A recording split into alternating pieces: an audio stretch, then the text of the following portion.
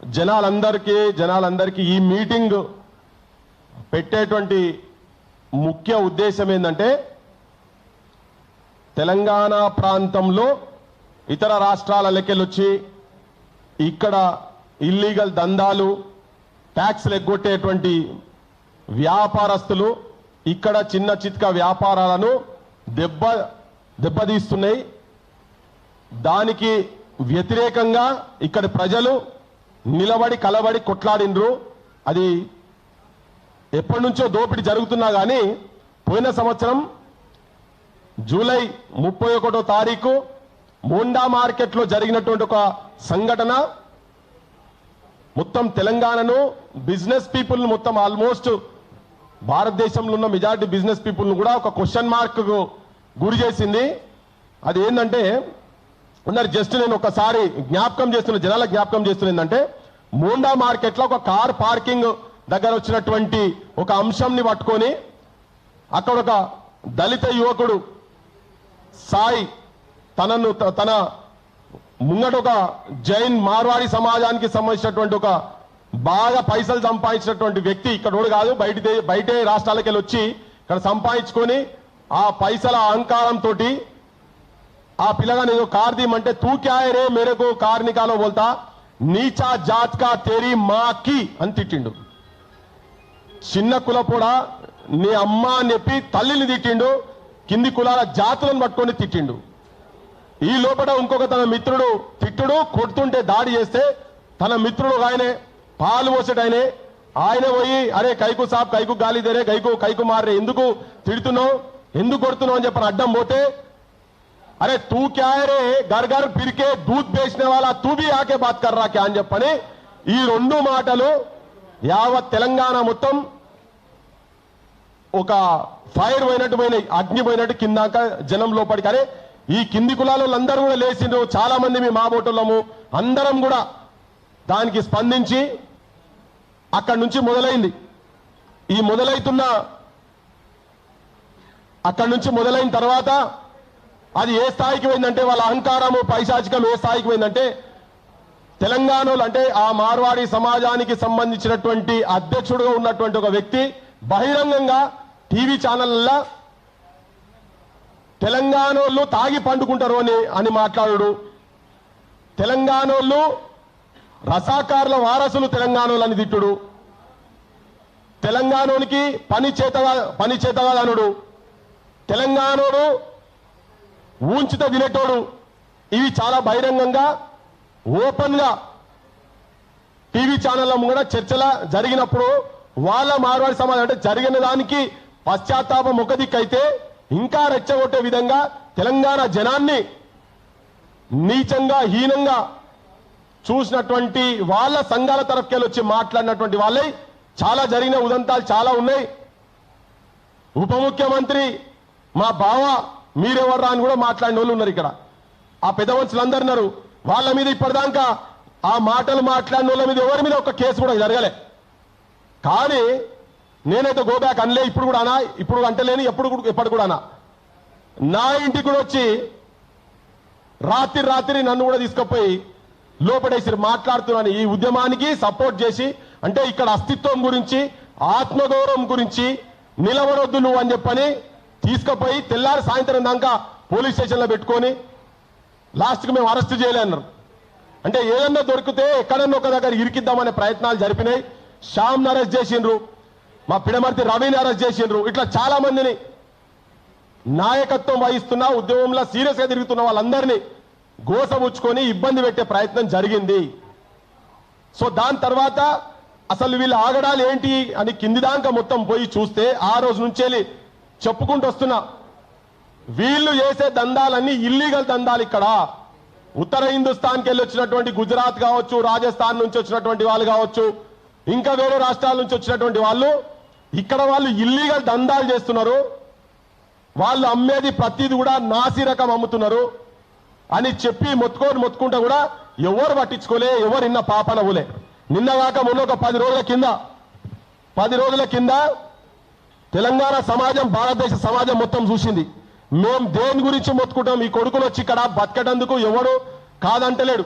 కానీ ఇక్కడికి వచ్చి అడల్టర్డ్ చెత్త కుప్పల పడేసాల్సిన వస్తువుల మీద హెయిర్ డైల కాడికెళ్ళి కారంలా ఇటుక పిల్లలు దంచి పాలల చంటి పిల్లలు పాలు తాగుతుంటే ఆ పాలల్లో కూడా యూరియా కలిపి నూనెలు కలిపి చిక్కగా అయ్యేందుకు ఏలు పెడితే చిక్కగా అయ్యేందుకు ఇట్లా చూపిస్తేందుకు పసుపుల కాస్మెటిక్స్ ఏవేవో అడ్డమైన కెమికల్స్ కలిపి ప్రతిదీ ఆవాలు నాసిరకమే దానికి కోట్ చేసుడు ఆవాలు లవంగాలు నువ్వు ఏది చూసినా కానీ నేను మొత్తుకుంటున్నా మేమందరం ఇది ఇట్లా అడల్టర్డ్ సరుకులు వాళ్ళు అమ్ముతున్నారు అని ఎందుకు రాత్రి వీళ్ళు ఎందుకు ధనవంతులు అవుతున్నారని అది పటాపంచల్ అయ్యింది నేను చూపించే ముందు ఆమన్గల్కెళ్ళి వచ్చేది ఉన్నది ఇంకా రాలే వాళ్ళు తువ్వలున్నారు ఆమన్గల్ వాళ్ళు వర్తకులు మొత్తం ఆమన్గల్ బంద్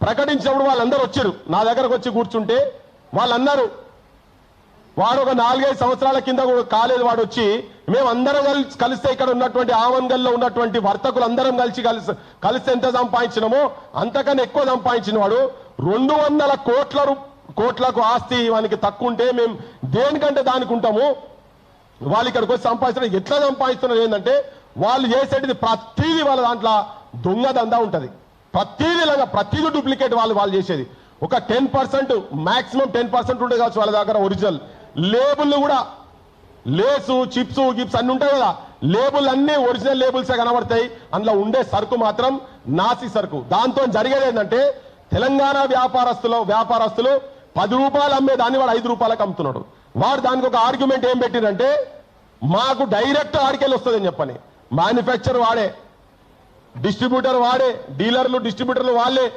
ఆఖరికి రీటైల్ కాడికి వచ్చి వాళ్ళు అదే దందా చేస్తే ఇవాళ మనం మొత్తుకోగా సంవత్సరం తర్వాత 25,000 కిలోల మసాలాలు దొరకబట్టిండ్రు ఇక చూడండి మసాలాల్లో విషం జనం తినేది మొత్తం విషం అని మొత్తుకొని సస్తుంటే సంవత్సరం తర్వాత అట్లీస్ట్ పోలీసు వాళ్ళు గవర్నమెంట్ ఆ హెచ్ ఫాస్ట్ అనేది ఫుడ్ తినే దానివల్ల విషం ఉన్నదని చెప్పని ఆ సంస్థలు మన ఇక్కడ ఉన్నటువంటి కార్పొరేషన్ వాళ్ళు పోతే వాళ్లకు దొరికినాయి చాలా ఘోరంగా ఏంటంటే ఇగో 25,000 ఇది ఇప్పుడు దీన్ని ఎప్పటి నుంచో మొత్తుకుంటుంటే 25,000 ఇగో విషయం వాళ్ళ పేపర్లే వెలుగు వాళ్ళదే కదా ఇది వాళ్ళకి సంబంధించిన కాంగ్రెస్ పార్టీకి సంబంధించిన మంత్రి పేపర్ వాళ్ళ దాంట్లో రాసినాయి ప్రతి దాంట్లో కథనాలు ఆంధ్రజ్యోతిలో కూడా నగర శివార్లే అడ్డాలు వేటికి అడ్డాలు ఇవన్నీ కల్తీ ఆహారానికి అడ్డాలు అని దీంట్లో వాళ్ళు ముగ్గురిని దొరకబట్టిరు ఈ ముగ్గురు కూడా ఇక్కడోళ్ళు కాదు ప్రాణం తీసే రసాయనాలు నేను చెప్పేది కాదు ప్రాణం తీసే ఇవన్నీ 5వ తారీఖు వార్తాపత్రికలలో వచ్చినటువంటిది ఇవన్నీ పొద్దున్నేస్తే మనం తింటున్నాం క్యాన్సర్ల రోగాలు వస్తున్నాయి ఊపిరితిత్తుల రోగాలు వస్తున్నాయి కిడ్నీలకు సంబంధించినటువంటి రోగాలు వస్తున్నాయి ఒక్కసారి జనం ఆలోచించాల్సిందంటే ఎందుకు మేమందరము ఈ వ్యాపారస్తుల మీద ఎందుకు కొట్లాడుతున్నాం వాళ్ళు చేసే దందాలు లంగ దందాలకి మీద పోలీసు వాళ్ళు ఫోటోలు పెట్టుకొని సజ్జనారంటేనే ఫోటోలు పెట్టుకొని వేసిండ్రు నాకు తెలిసి వాళ్ళ ఇంట్లో ఎవరికన్నా ఇవి తింటేమన్నా ఇబ్బంది అయిందేమో అందుకే రేడ్లు చేసిరు కావచ్చు మన సొంతలం మొత్తుకుంటుంటే చేయలేదు ఇగో ఇవి ఎవరై అంటే ఈ దొరికిన ముగ్గురు కూడా ఇక్కడ వాళ్ళు కాదు ఇద్దరు రాజస్థాన్ వాళ్ళట ఒక ఆయన మధ్యప్రదేశ్ ఆయనే మొత్తం హైదరాబాద్ చుట్టూ శివార్లల్లా ఏ దిక్కు ఇటు దిక్కువో అటు దిక్కువో ఎటన్నవో ఈస్ట్ వెస్ట్ నార్త్ సౌత్ ఎటు సైడ్ పోయినా ఈ లంగ దందాలు బహిరంగంగా బాహాటంగా జరుగుతున్నాయి ఇది ఇక్కడనే కాదు ఇతర రాష్ట్రాలకు కూడా పోతున్నాయి హైదరాబాదు ఈ అడల్టర్డ్ సరుకులు అమ్మేటువంటి ఒక అడ్డాగా తయారైపోయి కూర్చున్నది హైదరాబాదు ఇగో ఇటువంటి దందాలు చేసేది నేను మొదటి నుంచి మొత్తుకుంటున్నాం ఈ రోజు వరకు కూడా ఇప్పుడు కూడా గోకుల్ చాట్కు పోదాం గోకుల్ చాట్ల మేమన్నా ఇట్లా ఎవరు చేసినా కానీ ఇటువంటి దందాలు ఎవరు చేసినా దేశ ద్రోహులు అని చెప్పని మాట్లాడిన ఆ రోజు మాట్లాడితే పృథ్వీరాజు మార్వాడోళ్ళని దేశ ద్రోహులు అన్నాడు ఎవరెవరైతే లంగ దందాలు చేస్తున్నటువంటి మార్వాడోళ్ళు కావచ్చు ఆంధ్రోళ్ళు కావచ్చు తెలంగాణలో కూడా ఎవరు చేసినా వీళ్ళందరూ దేశ ద్రోహులు అని మాట్లాడితే దాన్ని ఒక్క మార్వాడోళ్ళకి అంటగట్టించి ఇప్పటి చెప్తున్న దీంట్లో 99% మార్వాడోళ్ళే ఉన్నారు బయటికి వెళ్ళి వచ్చి లంగ దందాలు చేసే వాళ్ళు మొత్తం వాళ్ళే ఉన్నారు. గోకుల్ చాట్కి పోతే గోకుల్ చాట్ల విమలక్కన్ వేదిక మీదకి రావాల్సిందిగా కోరుతున్నాం. మా తెలంగాణ బతుకమ్మ గోకుల్ చాట్ల ఇయ్యాలటి కూడా ఇప్పుడు మీరు ఇక్కడికి వెళ్ళి కెమెరాలు తీసుకొని పోని కొన్ని ఛానళ్లలో నేను లైవ్లు పెట్టించి మరీ చూపించిన అక్కడ దేశం మొత్తం ఉల్లిగడ్డలు అమ్మేటోళ్ళు కావచ్చు, పచ్చిమిరపకాయలు కావచ్చు, Sunday market, Monday market, Saturday market, Tuesday market, ఏ మార్కెట్ కన్నా పోదాం పాలకూరమ్మే ఎక్కడో మారుమూల పల్లెలకెళ్ళి వచ్చినటువంటి రైతు బిడ్డలు ఆడోళ్ళు చదువురాని ఆడోళ్ళు కూర్చొని అమ్ముకునే కాడికి పోతే వాళ్ళు పెట్టుకొని బార్కోడ్లు పెట్టుకొని బ్యాంక్ అకౌంట్లు పెట్టుకొని తీసుకుంటున్నారు. పచ్చిమిరపకాయలు అమ్ముండ్రి, ఉల్లిగడ్డలు, ఎల్లిగడ్డలు ఏది అమ్మినా కానీ ఎల్లిగడ్డలు అల్లం వెల్లిగడ్డల పొట్టులు తీసి కూడా దాంట్లో ఇంత తౌడు పోసి అల్లం వెల్లిగడ్డ పేస్టులు తయారు చేస్తున్నారు. సో ఇట్లా వాళ్ళు బార్కోడ్లు పెట్టి వీళ్ళందరూ అమ్ముతుంటే గోకుల్ చాట్ అనేటువంటి వాడు ఇప్పటికి కూడా వాళ్ళ దగ్గర పోతే బ్యాంక్ అకౌంట్ ఉండదు, బ్యాంకులో పైసలు ఉండయి. ఎందుకు మరి మన స్వర్ణకారులు నరసింహాచార్య రా నువ్వు చెప్పాలి, చాలా చెప్పాలి కుల వృత్తులు ఎట్లా పోతున్నాయి ఏం సంగతి అని. ఆయన కూడా ఒకటే గొంతు చించుకొని మొత్తుకున్నాం. అరే మీరు 4-5 ఏళ్ళు అవుతుంది, 10 ఏళ్ళలో వచ్చి వాడలు కొంటున్నారు. మరి మా వాళ్ళు ఏళ్లకు ఏళ్ళు బంగారం దందాలు చేసి వీళ్ళెందుకు సంపాదించలేకపోయారంటే వీళ్ళు అట్లా దోపిడీ చేయలే, దొంగమాలు అమ్మలే, నకిలీ బంగారాన్ని ఒరిజినల్ బంగారం అని చెప్పని వీళ్ళు మాటలు చెప్పి అమ్మలే. అందుకే ఇలా వాళ్ళందరూ ఆత్మహత్యలు ఎన్ని చేసుకున్నాడు ఏందనేది తను చెప్తాడు. ఆత్మహత్యలు చేసుకుంటున్నారు, వృత్తులు పోయినాయి, ఉపాధులు పోయినాయి, ప్రత్యామ్నాయం లేకుండా పోయిందని చెప్పి మొత్తుకొని తిరుగుకుంటా కొంతమంది తిరుగుతున్నాం మేము. కొంతమంది మాట్లాడుకుంటే ఏమైందా మీ మార్వాడి ఉద్యమం ఎక్కడికి పోయిందని చెప్పని చాలా మంది మాట్లాడారు. ఈ మధ్యలో కొన్ని రాజకీయ పార్టీలకు సంబంధించిన వాళ్ళు మాట్లాడారు. మార్వాడి ఉద్యమాన్ని ఎక్కడ మేము వదిలిపెట్టలేదు, వదిలిపెట్టాం కూడా, ఇది కూడా చెప్తున్నాం. ఇటువంటి దుర్మార్గులను వదిలిపెట్టే సవాలే లేదు. ఎట్లయితే గోకుల్ చాట్ దగ్గర అకౌంట్ లేదో, ఇంత జరుగుతున్నా, ఇన్ని మాట్లాడినా సంవత్సరం అవుతున్నది, ఇప్పటికీ అదే పని చేస్తున్నాడు. అట్లనే ఇంకోటి సార్వి అని ఒక ఇరానీకి సంబంధించాడు. సార్వి హోటల్స్ అని చెప్పి చాలా ఫేమస్, అది ఒక తుర్కాయనది ముస్లింది. ఆయన దగ్గర కూడా అదే దందా నడుస్తున్నది. ఆయన కూడా పైసలు తీసుకోడు, పైసలు తీసుకుంటాడు, ఆయన కూడా బ్యాంక్ అకౌంట్లు బార్కోడ్లు ఉన్నాయి. ఇటువంటి దందాలు చేసేటోళ్ళ గురించి రాత్రి వస్తాడు, దుకాణం పెడతాడు, హార్డ్వేర్ షాప్ అంటాడు. ఒక నార్కట్పల్లినట మొన్న మా వాళ్ళు చెప్తున్నారు, ఓ దుకాణం పెట్టిరు, ఉన్న దుకాణాలు మొత్తం బంద్ అయినాయి. వాడు తక్కువకి ఇస్తున్న ఎట్లా ఇస్తున్నాడు, అంతా దొంగమాలే. 4 రోజులు అది కట్టుకున్న తర్వాత 5-10 ఏళ్లకు చెదలు పడుతుంది, పోతుంది. అప్పటిదాకా మనోళ్ళంతా దందాలు బంద్ చేసుకుంటారు, పోతుంది. మార్వాడి ఉద్యమాన్ని ఆ రోజు నుంచి ఇప్పటికీ ఎప్పటికీ కూడా ఎవరెవరైతే దోపిడీ చేస్తున్నారో వాళ్లకు వ్యతిరేకంగా కొట్లాడతాం. అయితే వీళ్ళు మాట్లాడకుండా ఏమైంది మీ ఉద్యమం అంటే మేము చాలా ప్రయత్నాలు చేసినాం. వాస్తవంగా కూడా మా జిల్కర సీనన్న మేమంతా వరంగల్లో 3 సార్లు మీటింగ్లు పెట్టి హాళ్ల కాడికి నేనైతే ఈడికెళ్ళాడదానికోసారి పోయినా. ఐ థింక్ సీను కూడా వరంగల్లో మేము కలిసినాం. మేము పోయినాం వరంగల్కు. ఆడదాకా పోయే వరకు పోలీసు వాళ్ళు వచ్చి ఇయ్యాలట్లయితే పాఠకులు పెట్టిరు. ఆడ మేము తీరాడి పోయినాక పర్మిషన్ లేదు, ఏం లేదని. అరే హాల్ల మీటింగ్ లో పర్మిషన్ ఏందే అని వ్యాపారస్తులు పాపం చిన్న చిత్తుకో మనోళ్ళు చేసుకుంటుంటే వాళ్ళని బెదిరించి ఎట్టి పరిస్థితి పృథ్వీరాజ్ని విలువద్దు, ఈ మీటింగ్లు నడవనియొద్దు అని. అట్లనే సెల్ ఫోన్లు నల్గొండోళ్ళు మేము మీటింగ్లు పెడతామంటే ఇలా మాట్లాడుతున్నటువంటి వాళ్ళు కొంతమంది ఏమైంది అంటారు కదా, వాళ్ళందరికీ నేను విజ్ఞప్తి ఏం చేస్తున్నా అంటే మీరు పర్మిషన్లు ఇప్పిస్తారో చెప్పుండ్రి, ఆడికి వచ్చి మేము కొట్లాడతాం. పర్మిషన్లు ఇప్పియకపోయినా జనాన్ని మేము తయారు చేస్తాం. ఆ రోజుకెళ్ళి ఇప్పటి వరకు మార్వాడి దుకాణాలకు, ఇటువంటి ఇల్లీగల్ దందాలు చేసే దుకాణాలకు పోం కూడా. మాకన్నా ముందు కూడా కొంతమంది పోలేదని చెప్తా ఉన్నారు. వాళ్ళతో మేము కూడా సాధించినాం. అయితే ఈ చెప్పే క్రమంలో నేను గన్పూర్ది చెప్తా. ఘనపురంలో మేము ఎక్కడ ఈ ఇష్యూస్ ఏమున్నా కానీ ఫైట్ చేస్తున్నాం. గన్పూర్లో ఒక రైతు 18,000 రూపాయలు కూలీలకు ఇస్తుందని చెప్పి పైసలు లేకుంటే భార్య మెడ మీద బంగారం తీసుకుపోయి ఒక మార్వాడ ఆయన దగ్గర పోయి కుదో పెడితే అది సంవత్సరం లోపల తీసుకుంటా అని రాసుకున్నాడు. సంవత్సరం కాలే, 18 నెలల తర్వాత పోయి పైసలు పట్టుకొని పోతే, అరే నీకు 18 నువ్వు సంవత్సరం లోపలనే ఇస్తాను, 18 నెలలకు నేను ఇయ్యా అంటే, అరే అట్లెట్లా సారా అంటే వాడు మొత్తం వడ్డీ గిట్టేసి దాదాపు 6.5-7 రూపాయల మిత్తి చేసిండు. దాన్ని 7 రూపాయల మిత్తి చేసి అరే గింతగానే మిత్తి ఉంటుందా అట్లా గిదెక్కడ కథ అని చెప్పని ఆ రైతు పాపం బంగారం లేకుండా మంచిగా గింతగానం మిత్తెలు పెడతాడు, ఇంటికాడ పోతే వాళ్ళు ఏమన్నదట, నా బంగారం పట్టుకొస్తావా లేదా అని. మరి ఆడికెళ్ళి లేవాలి, వాడు మిత్యం ఎక్కువ అడుగుతున్నాడు. సరే అని చెప్పి సోపతోళ్ళని 2-3 పట్టుకొని ఆ దుకాణం కాడికి పోయిండు. ఈ లోపల ఏం చేసిండంటే సిఐ దగ్గర పోయిండట, పోలీస్ ఆయన దగ్గర పోయి కంప్లైంట్ ఇస్తేందుకు పోయిండు. సిఐ అనట వాళ్ళ దగ్గర అన్ని రూల్స్ ప్రకారంగానే జరుగుతాయి, ఎందుకంటే వీళ్ళందరూ ములాఖాత్ అయి ఉన్నారు. నేను చెప్తున్నా కదా, తెలంగాణలో పోలీసు వాళ్ళు అందరు చెప్తలేను, మెజారిటీ పోలీసు వాళ్ళు రాజకీయ నాయకులు మొత్తం మార్వాడలతో మార్వాడి పైసలకు కకృతి పడి ఉన్నారు. వాళ్ళంతా ప్రజలు ఏదైనా కావని వీళ్ళ లంగదందాలలో వాళ్ళకు కూడా పైసలు పోతుంటాయి ఇండైరెక్ట్ గా. అయితే పోతే పోలీస్ ఆయన చెప్పంగానే ఇక ఏం చేయాలో అర్థం కాక పత్రికలో పట్టుకొని పోయిండు. తీరా ఆడదాకా పోయినాక వాడు ఆయన వీడియో చేసి పెట్టినట, ఇవాళ రేపు అంతా మనోళ్ళకు ఉంటే ఆ వీడియో చేసి ఈ దుకాణం పైన నా దగ్గర నేను బంగారం కుదో పెడతా, నా భార్య అది. తీరా వచ్చినాక ఒక గిన్ని పైసలు అడుగుతున్నాడు, ఫస్ట్ బంగారం ఏదైనా పెడితే అది ఆ గన్పూర్లో మొత్తం ఊరంతా చూసిరు. ఇక పోలీసు ఆయన కాదన్నాడు, ఏం చేయాలని అర్థం కాక సరే అయితే కాలబడి ఆ పైసలన్నా ఇచ్చి తలబడదామని చెప్పని ఒక 2-3 పత్రికలను తీసుకొని పోయిండు. పోయి ఆ దుకాణం కాడికి పోయి కూర్చొని ఓం శ్రీ పాన్ బ్రోకరా ఇది ఉన్నది అతని పేరు, శ్రీ గణేష్ పాన్ బ్రోకర్. ఆడికి పోయినాం, ఆడి పోయిండు.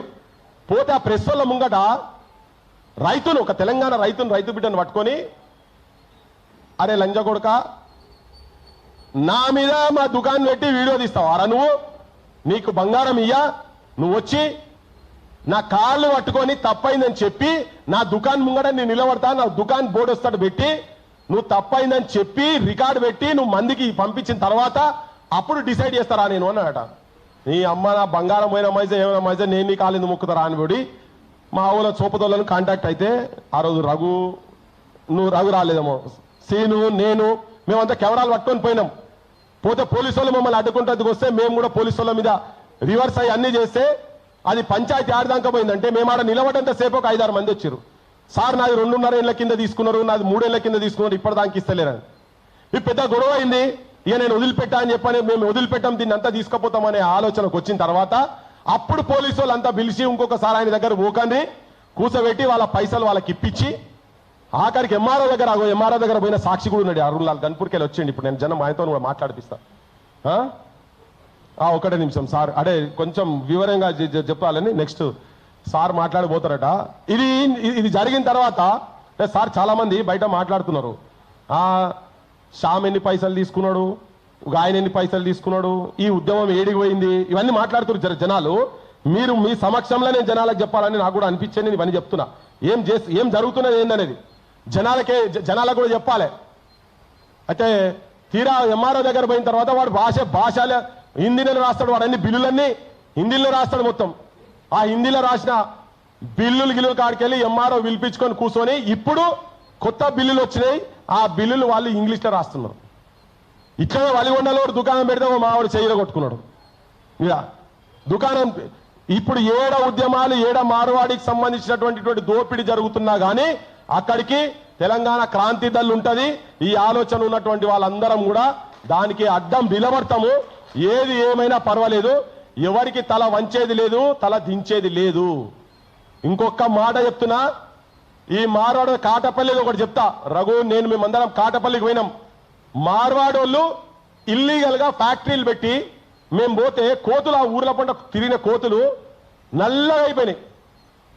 పొలాలు మొత్తం చుట్టుపక్కల ఉన్నటువంటి ఒక దాదాపు ఒక 15 నుంచి 20 కిలోమీటర్ల దూరం పొలాలకు మొత్తము ఆ వేస్ట్ ఎంత ఘోరమైన విషపు స్మెల్ అంటే అది గాలి మొత్తం కలుషితం అయిపోతే ఎంబడవాడి కొట్లాడి పాశమంకులు కూడా వచ్చిన దానికి మేమందరం ఎంబడవాడి కొట్లాడే సుభాష్ అంటే ఒక లండన్లో ఊరాయన ఉంటే అక్కడ లోకల్ ఎమ్మెల్యే దానికి రేవంత్ రెడ్డి దాకా వాటాలు ఉన్నాయి. ప్రకాష్ గౌడ్ అనేట ఆయన అల్లుడు కొడుకులు కూడా పార్ట్నర్లుగా ఉండే. దాని మీద యుద్ధం చేసి బంద్ చేపించినాం. బంద్ చేపిస్తే చాలా మంది ఆ ఊర్ల పొంట పిల్లలు డాక్టర్ను ఒక డాక్టర్ ఇద్దరిని దొంగ కేసులు పెట్టించి మన రాజకీయ నాయకులే రూలింగ్ పార్టీ వాళ్ళే కేసులు పెట్టించి లోపటేపించిండ్రు. సో జనానికి ఏంటంటే ఈ ఉద్యమము మా ఊళ్ళ వ్యాపారులు, మా కోటోళ్ళు నాశనమయ్యారు, మా వడ్ల కమరోళ్ళు నాశనమయ్యారు, మా అవసరాలు నాశనమయ్యారు, అందరూ ఇక్కడ ఉన్నటువంటి వృత్తిదారులు అందరూ నాశనమైనరు. రాత్రి పెట్టిన హైదరాబాద్ లో జ్యువెలరీ షాప్ కావచ్చు, ఊర్లకు పోయినా ఏ జ్యువెలరీ షాప్ ఎక్కడ పోయినా వాళ్ళు మాత్రం 6 నెలలు తిరగకముందే బంగ్లాలు కొంటున్నారు. ఈ ఆంతర్యం ఏంటంటే వాళ్ళు అమ్మేది దొంగమాలు. దీనికి వ్యతిరేకంగా రేపు ఎలక్షన్స్ వచ్చే టైం వరకు క్రాంతి దళ్ ఇదొక ఎలక్షన్ ఎజెండాగా తీసుకోబోతున్నది.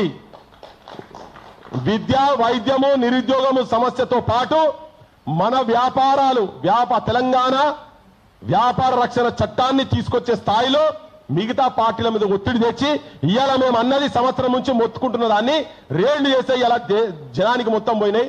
ఈ రోగాలు వచ్చి ఎంతెంత మంది నాశనం అయినరో ఇవన్నీ జనం కూడా తెలుసుకోవాల్సిన అవసరం ఉన్నది. కాబట్టి ఆ ఉద్యమాన్ని ఇంకొక ఆకారం ముచ్చట చెప్పి ఆ సాయి అనే పిల్లగాడిని కూడా చాలా బదనాం చేసిరు. ఎవరైతే ఆ ముండా మార్కెట్లా పైసలు తీసుకున్నాడు ఆ పిల్లగాడు మా దగ్గర మాకు అమ్ముడు పోయిందని. ఆ పిల్లగాడు ఇప్పటికి ఎఫ్ఐఆర్ నడుస్తున్నది, ఎఫ్ఐఆర్ ఉన్నది, కోర్టుల కేసు ఉన్నది. ఇవాళ ఇక్కడికి వచ్చేది ఉండే కానీ ఎక్కడో బయటకు పోయి రాలేకపోయిండు. కానీ చెప్తున్నాం, ఇది బదనాం చేసేటువంటి ప్రయత్నం కింద చాలా మంది ఈ మార్వాడి కావచ్చు మన దగ్గర ఉన్నటువంటి ఇంటి దొంగలు కూడా ప్రయత్నాలు జరుగుతున్నాయి. కాకపోతే తెలంగాణ సమాజానికి ఈ దొంగ దందాలు చేసే వ్యాపారస్తులకు మేము అప్పుడు కూడా చెప్పిన, ఏళ్లతోటి అల్లికలు ఎన్నో చేసిన బట్ట మీద బతుకు చిత్రాన్ని గీసిన అగ్గిపెట్టెల చీర అద్భుతంగా నేసి ప్రపంచ ప్రఖ్యాతి గాంచిన నేతన్న మరమగ్గమే మరణ శాసనమయ్యిందా బ్రతుకు తెరువు లేక ఉరివోసుకుంటుందా అని. చేనేత కార్మికులు అగ్గిపెట్టెల చీర పట్టేది నిన్నగాక మొన్న 10 మీటర్ల బట్ట వేసి ఉంగురంలోకెళ్ళి తీసిండు ఒక 10 రోజుల కింద. అంత అద్భుతమైన కళలున్నటువంటి హస్తకళలున్నటువంటి నా తెలంగాణ ప్రాంతాన్ని సర్వనాశనం చేసేటువంటి ప్రయత్నం ఆల్రెడీ చాలా జరిగిపోయింది, నాశనం చేసింది. దాన్ని కాపాడే దాంట్లో తెలంగాణ క్రాంతి దళ్ అందరినీ కలుపుకొని ముందు వరుసలో ఉంటుందని చెప్పి ప్రజలకు విజ్ఞప్తి చేస్తూ దాన్ని మర్చిపోనీయకుండా మార్వాడోళ్ళ ఇట్లా లంగదందాలు చేస్తున్నటువంటి దుకాన్లల్లా కొనుడు బంద్ చేయండి. మనోళ్ళల్లా మన తెలంగాణ వ్యాపారస్తుల దగ్గర మన స్వర్ణకారుల దగ్గరనే వాళ్ళ దగ్గరనే కొని మన బిజినెస్ ను మనం కాపాడుకోవాల్సిన అవసరం ఉన్నదని చెప్పి విజ్ఞప్తి చేస్తుంటూ నేను ఇప్పుడు హరగోపాల్ సార్ మేము పిలువంగానే ఇప్పుడు తెలంగాణకు ఉన్న పెద్ద మనిషి హరగోపాల్ సార్ను ఈ అంశం మీద ఇంతకుముందు కూడా మనం పెట్టిన రౌండ్ టేబుల్ కు పోయిన సంవత్సరం జూలై 18 తారీఖు మనం రౌండ్ టేబుల్ పెట్టినాం క్రాంతి దళ తరఫుకెళ్ళి. సార్ను ఈ అంశం మీద మాట్లాడవలసిన మేము పిలువంగానే సార్ వచ్చిండు మాట్లాడవలసిందిగా కోరుతున్నా. Thank you.